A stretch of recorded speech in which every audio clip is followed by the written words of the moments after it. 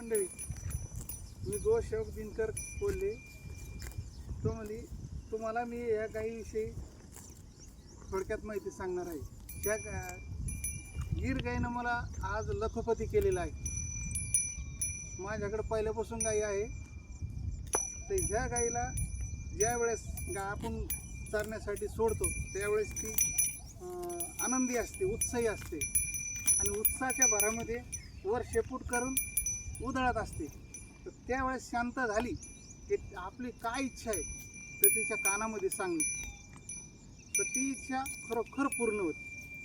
दुसरी गोष्ट, ज्यावेळेस गाय संध्याकाळी आपण दावणीला बांधतो आणि ती रवंत करते 8:30-9च्या टायमाला आणि घशामधून मधुर असा स्वर काढते, तर त्या स्वराच्या टायमाला तिच्या कानामध्ये आपण आपली जी इच्छा आहे ती सांगायची, ती खरोखर पूर्ण होते.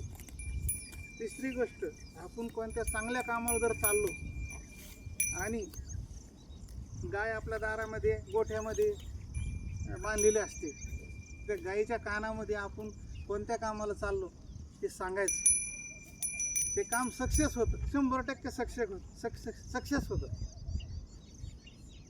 याच्यात काही शंका नाही. माझ्याकडे पहिली एक सोनी गीर गाय होती. त्या एका सोनी गायीनं माझं पूर्ण आयुष्य बदलून टाकलं.